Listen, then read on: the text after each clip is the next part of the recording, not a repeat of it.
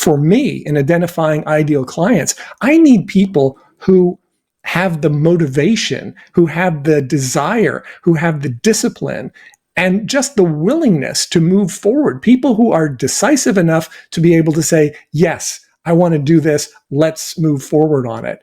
Because the people who just take forever to make up their minds and who don't respond to calls and all that type of thing, been there, done that, no longer my ideal situation or even close. Increase sales, improve margins, and grow your business. Guaranteed. Top secrets of marketing and sales. Now, David Blaze. Hi, and welcome back. In today's episode, co-host Jay McFarland and I will be dealing with the topic of attracting ideal clients. Welcome back, Jay. Hey, David, thank you so much. Another great discussion here. If we could all only deal with ideal clients, I think that would be ideal. See what I did there? I think so too. I love the idea of ideal clients. I love the concept of it.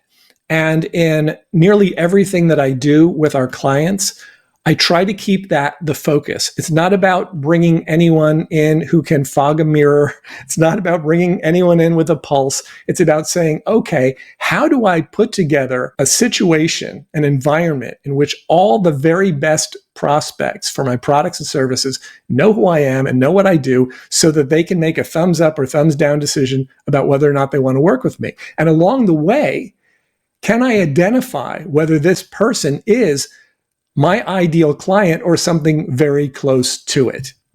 Yeah. And part of that process is learning to exclude, right? Not include, but learning to exclude. I think sometimes we, especially when we're first starting out, we think, I want to cast the widest net possible.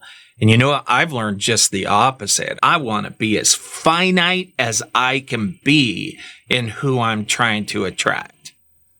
Exactly, because it determines everything. It determines what you're going to say to people, how aggressively you're going to pursue them, how hard you're going to work for them when and if they decide to do business with you and you decide to do business with them. I think sometimes in these podcasts, we say things like this, and it probably alienates a segment of the market who feels like, oh no, you have to really do more things for customers and the customer's always right and all that type of thing. And I'm not saying that that type of thinking is wrong. I'm just saying that that type of thinking creates a different result. And if your goal is to attract clients, any clients, then yeah, that can work. But if your goal is to attract ideal clients, the right clients, people who fit with the way that you do business, people who are going to respect you, respect your time, be willing to honor their investments, be willing to reply back to you when you need a response, then the rules become different. Yeah, I've stepped away a long time ago from the customer is always right. I think that in certain industries, like maybe retail, that's more applicable. But so often I'm like, I can't help you, or this has come to a point where neither of us are being satisfied. So we need to kind of cut ties. Like you talked about in the last podcast, being direct and learning how to identify when you should be direct. You're going to help them and you're going to help yourself. Absolutely. And if you want to do this, if you want to attract the type of clients that resonate best with you and that you resonate with and that are going to result in long-term great experiences, the first thing we have to do in that situation is to clearly identify or define what an ideal client means to us. And I know for me, their ability and willingness to communicate is really high. And that's one of the things that we also talked about in a recent podcast. Yeah, absolutely. And I think that this is one of those things that warrants more of your time than so many other things that you think may be important. Because if you can streamline who is coming to you, your close rate is going to go way up. I mean, in my business, we're paying for an online lead and it costs us, our cost per lead is high, David. It's high, but it's okay because we've honed that process so well that I never talk to somebody who is outside of somebody who needs our help. That doesn't mean that they can afford our help. That doesn't mean that we're going to close that deal. But I do not spend time on the phone with people who are not directly in our strike zone. And that is magical. And it's such a key to our business model. Yeah, because that then allows you to have a conversation to determine if this is not just something you can help them with, but whether or not this is an ideal client for you. This is the type of client that you're going to be able to create exceptional value for. They're going to appreciate that value and be willing to pay for it. So I think all these things just tie together really nicely in a neat little bow when you are aware of the fact that this really can and should be a goal of your customer acquisition efforts. Yeah, and a constant refinement, right? We just identified some new products that we can offer to our clients based upon the relationship and the calls that I've been taking and what people have been asking for. So now I'm going to expand my net a little bit more with some additional keywords and things like that, but I'm not being haphazard about any of this anymore. I'm being so careful and so specific because I'm spending my dollars. Whether I get these leads or not, the money is spent. Yeah, exactly. I know when I think in terms of my ideal clients, the people that I enjoy working with the most, the people who get the best results, every single one of them is an implementer. They take action. They're not constantly in their own heads thinking about what they might do or what they've done in the past or how smart they are or how whatever they are. They're in there taking action all the time. On our website, we have our Wall of Fame page, topsecrets.com/results. And on that page are page after page of video testimonials, audio testimonials, written testimonials of people who have taken action and gotten results. To me, everyone on that page is an ideal client because they do it. They take the action, they get the result, and as a result of that, we have a great relationship because when we take on a new client, we are making a promise to them. We are promising them that we are going to be able to help them get to where they need to be in terms of their visibility, their sales, and their profits. And we take that promise extremely seriously. I can tell you there are times where I'm talking to a prospect and I can recognize in the call that this person isn't as serious about it as I am. And in those situations, I'll usually wrap up the call quickly and say, okay, you know what? It doesn't sound like we have a good fit here because guess what? I can't want it for them more than they want it for them.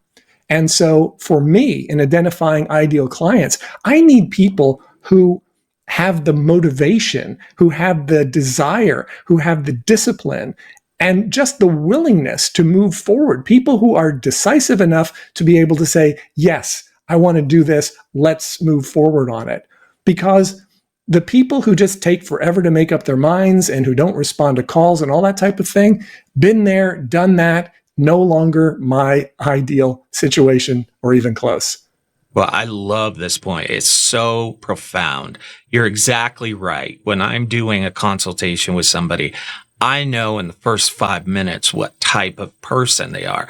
Are they calling me in a panic because they've just learned something? Because we're in the tax business. And so when people just found out, they just saw their 1099 or something and they're like, oh my gosh, I didn't know anything. That's typically not going to be the client that is ideal for us. There's another type of client where they're being proactive. They've been doing research. They're taking their time. That's the type of customer that I'm going to close. That's the type of customer that is ideal because when I'm requesting documents from them or when we're setting up something for them, they're in that active mode, that doing mode. So I could tell right away, I really want to work with this person. This is going to be a great relationship. And then other ones, I'm like, okay, we may end up signing you up, but I can tell right now it's going to be a little bit more painful. Yeah. And sometimes we have to make those decisions. Am I willing to exert the extra effort or am I going to say, no, you know what, this isn't a good fit? And maybe it's an age thing. I don't know if the older I get, the more likely I am to say, I want to make sure that fit is there ahead of time. But I find that it just creates a much better environment for us, for everybody who works in our organization, for the client, for the people they work with. When everybody's on the same page, it flows. So if you're thinking in terms of your business and growing your business and wanting to have the type of business that you're going to want to live in for a long time, then I would really strongly encourage you to consider, what is my ideal client and how do I have to adapt what I'm doing to make sure that I'm attracting people like that and repelling those who are not a good fit for what I do? Yeah, no, he's not a customer. In fact, he's not even a prospect anymore, but we've been dealing with him for the last 5 days. He reached out to us. He made it sound like he wanted our expertise. He was going to use our services. But what he was really looking for is somebody to confirm something that he had already decided. So every single time we're giving him free advice because that's right. Free consulting. And he's arguing with us about the result. And he's already decided what he wants. He's not going to do business with us until we tell him what he wants to hear. And you know what? That is fraught with legal situations for us. But my partner and I, after 4 days, were like, what in the heck are we doing? You know, we just need to tell this guy, look, you have received way more that you didn't pay for, and go and find somebody who will give you the yes you're looking for. Yeah, because the moment we compromise our own integrity to try to appease someone who is a non-client to begin with, now it's like, okay, why are we even in business? Because none of those things are compatible. Yeah, you said something a couple podcasts ago that really resonated with me.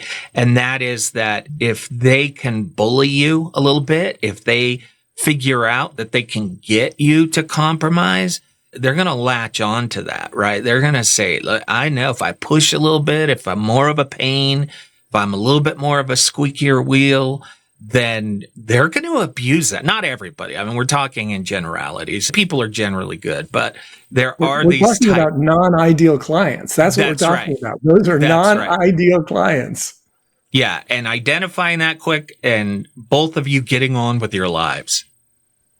Exactly. How can people find out more, David? Just go to topsecrets.com/call, schedule a call with myself or my team. We'd love to have a conversation with you. If you're in a situation where you're trying to attract ideal clients and you maybe don't even know where to begin or don't know how to identify who they are or where they hang out or how you can reach them or what you should say or how you should say it in a way that gets results, let's have a call. topsecrets.com/call. We are here to help. All right. Once again, it's been a real pleasure, David. Thank you so much, Jay. Increase sales, improve margins, and grow your business. Guaranteed. Top Secrets. TopSecrets.com.